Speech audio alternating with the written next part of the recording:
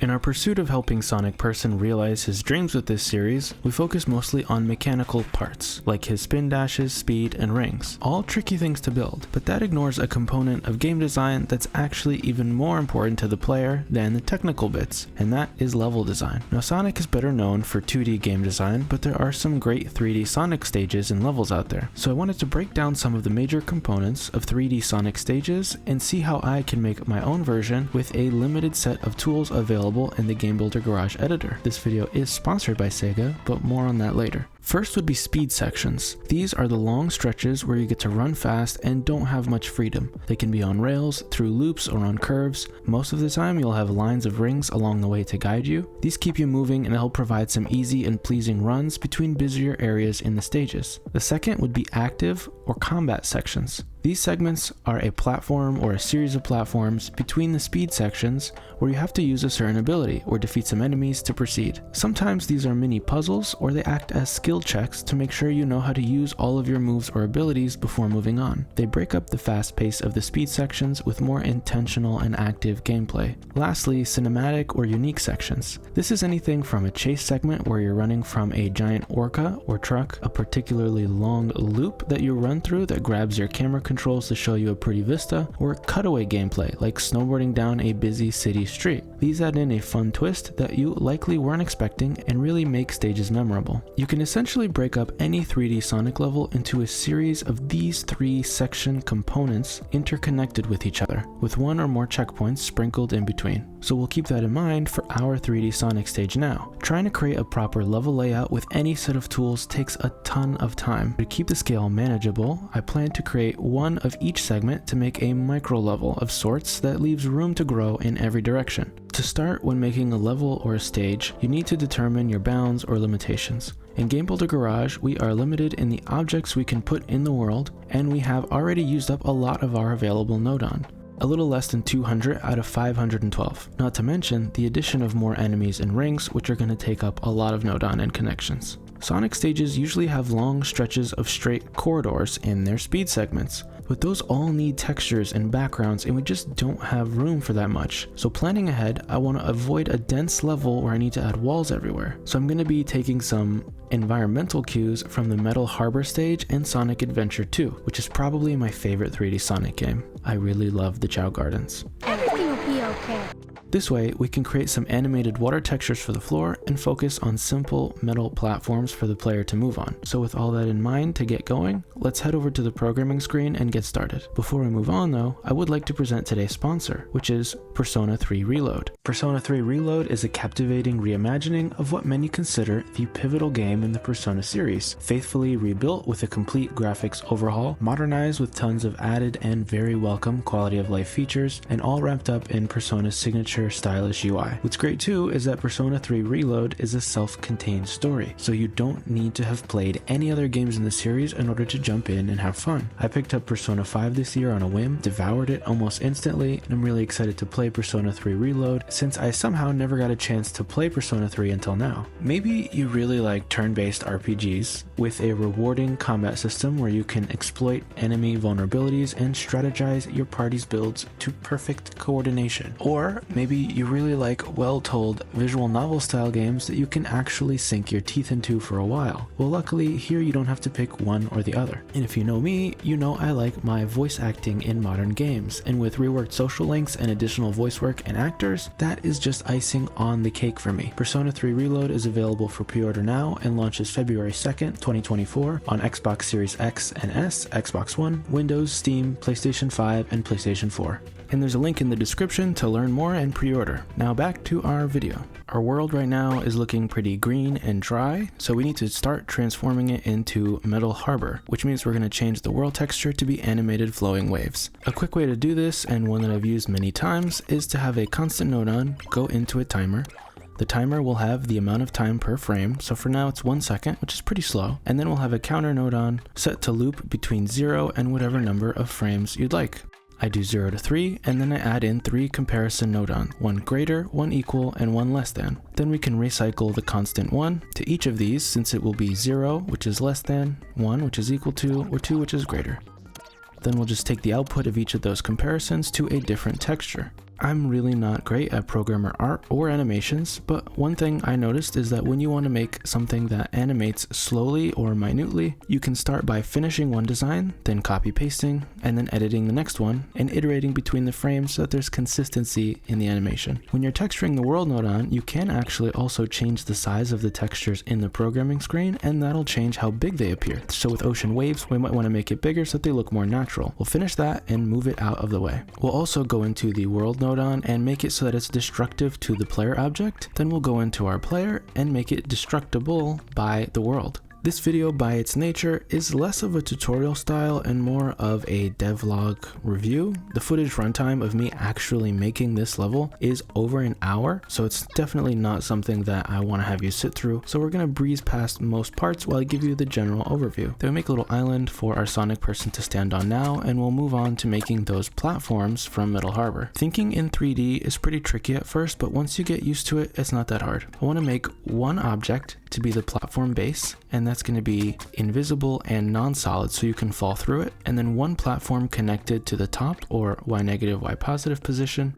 That's going to be the actual physical platform. We'll make those two, size them properly, and then connect them to textures that are about the same size. You always want to make sure that your textures match the size of your object so that they display properly. Created this sort of scaffolding framework texture that would go on the sides of the platform, and then you just have to attach them to your object and pick the right connecting faces. I wanted the long version to go on the Z positive and Z negative, and the short version to go on the X positive and X negative, or left and right.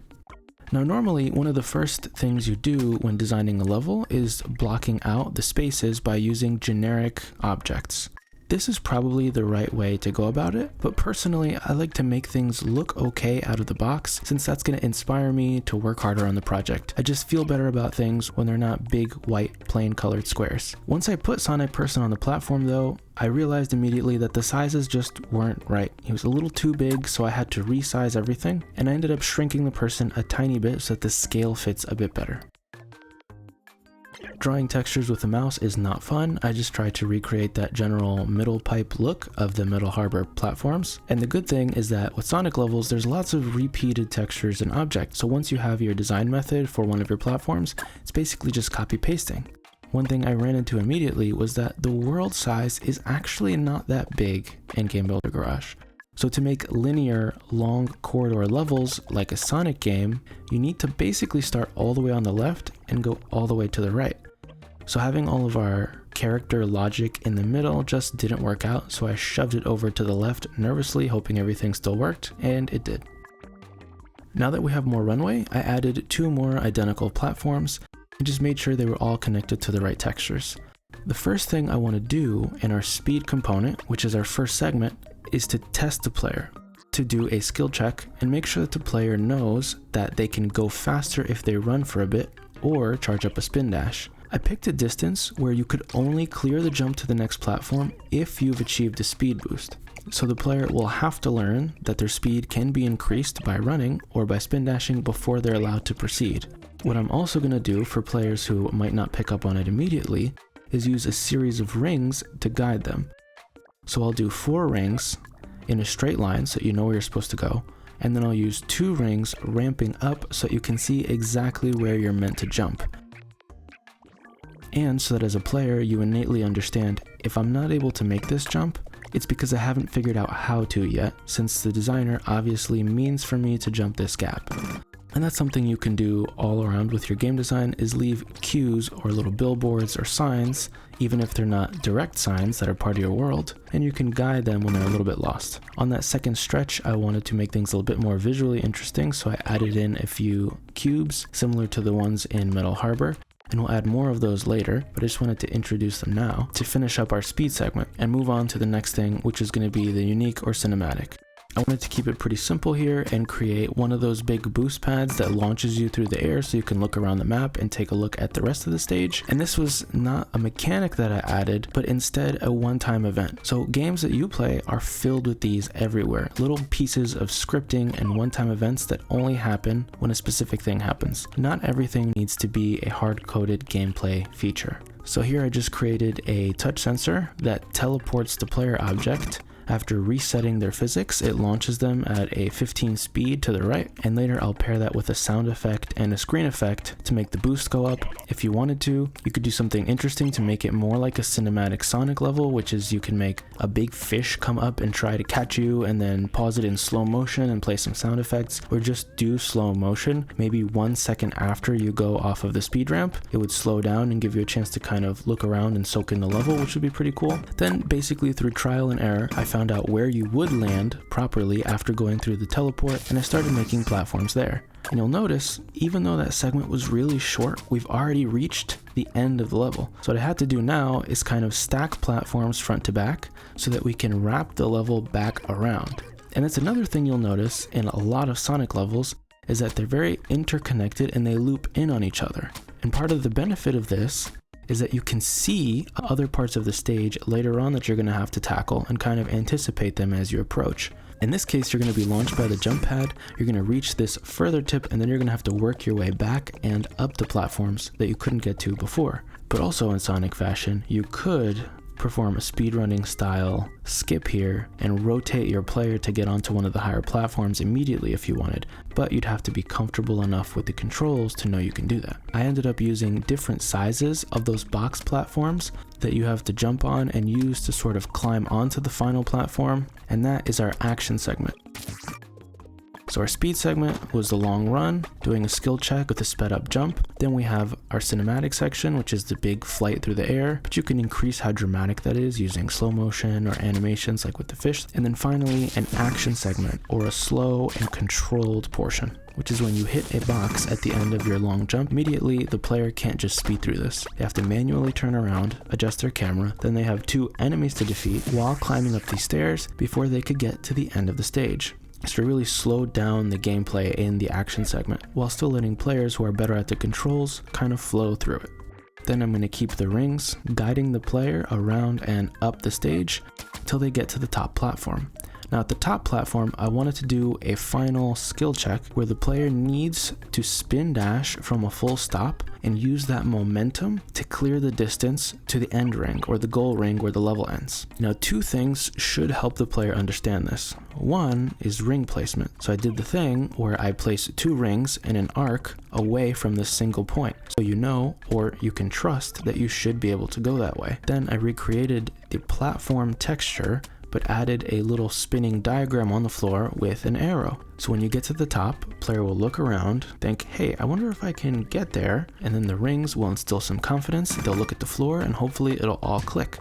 Then they'll realize they have to start up a spin dash and floor it, and their jump will barely have them making it to the goal ring. And so that's essentially our mini level. And you'll notice that's only 250 Nodon out of 512. So if you wanted to outsource the boss fight at the end, which I would do, you have another 250 to make a level with. We only used about 100 for the existing level, so you could ideally make a huge level that loops back in on itself and has about 3 times as much runtime as ours. It's pretty short and it's not much, but I'm actually happy with how our micro level came out. And if you were to extend this and make it 4 times its length, you actually get to about 30-40 seconds, maybe a whole minute, which is pretty common for some Sonic stages.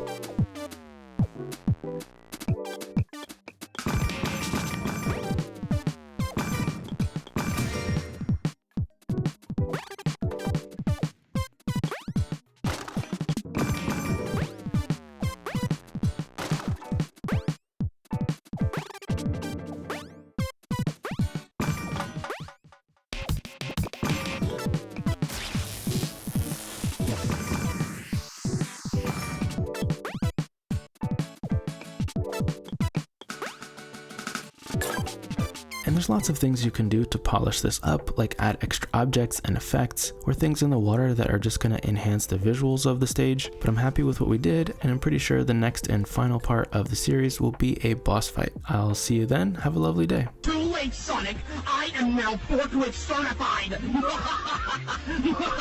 Oh my god!